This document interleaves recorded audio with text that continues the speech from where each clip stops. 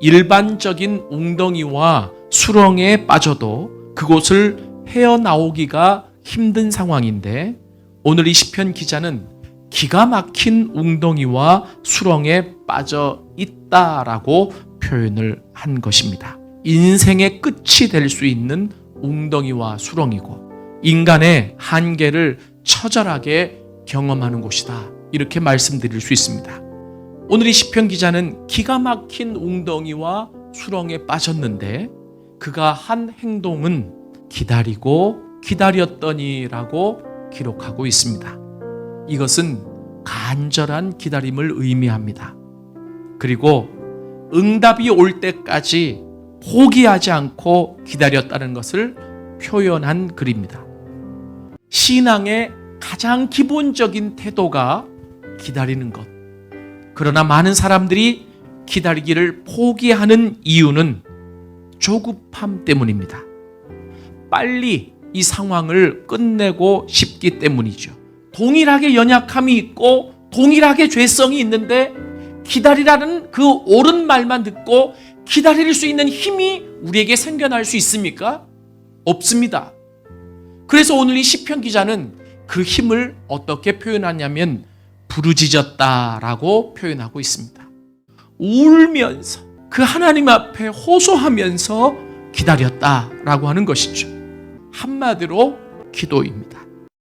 기도가 없는 삶은 기다림이 없는 삶입니다. 기도가 있어야 기다릴 수 있습니다. 기가 막힌 웅덩이와 수렁에 빠져서 울부짖으며 기도하고 기다릴 때 외적인 변화와 상황적인 변화, 그리고 이 세상의 변화는 즉시 일어나지 않을 수 있습니다. 그러나 내 내면에서부터 변화가 일어나기 시작합니다. 그분이 살아계시기 때문에 그 하나님은 나에게 찾아오십니다. 그리고 그 속에서 구해주실 하나님의 때까지 인내할 수 있는 힘을 우리 내면에 주십니다. 이것이 변화입니다. 살아계신 하나님을 바라보며 울부짖었을 때 외면적으로 변화되는 것은 없어요. 세상이 바뀐 것도 아니에요. 상황이 변화된 것도 아닙니다. 그렇게 울부짖으며 기도했더니 하나님이 내 내면을 바꿔주신 거죠.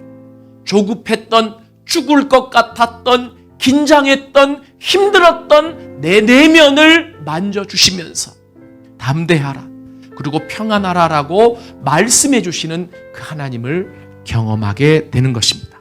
여러분, 이와 비슷한 이야기가 여호수아 6장에 나옵니다.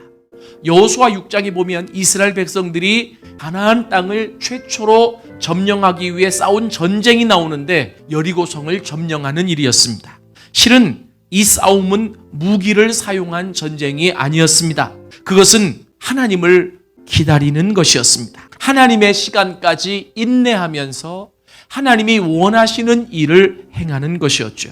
여러분, 눈에 보이는 성이 너무나 견고하고 그리고 무너질 것 같지 않지만, 그러나 하나님이 시키는 대로 계속해서 이 눈은 하나님의 임재의 상징인 법궤를 바라보고 귀는 하나님이 불게 하신 나팔 소리를 들으며 그 의미를 마음속에 되새기고, 그리고 현실적으로 보이는 그 외관들 때문에 생겨날 수 있는 불평과 원망은 입을 닫아버린다. 이것은 훈련이었습니다. 하나님의 사람이 되는 철저하게 기다릴 수 있는 훈련이었습니다. 현실만 바라보고 불평하고 원망하는 자는 기다릴 수가 없습니다. 세상 소리 들어서는 전혀 기가 막힌 웅덩이와 그 수렁에서 빠져나올 수가 없습니다. 그래서 입은 닫으라고 하는 거예요.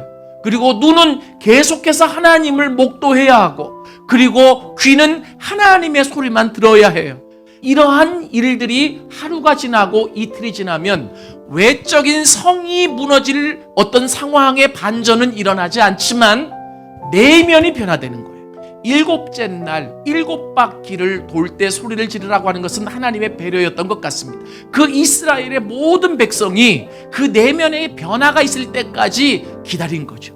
그리고 이스라엘의 집약된 이 변화된 마음을 입을 열어서 한마디로 표현한 소리가 바로 그 소리였습니다. 이스라엘 한 민족의 집약된 찬양과 집약된 예배가 결국은 여리고성을 무너뜨린 겁니다.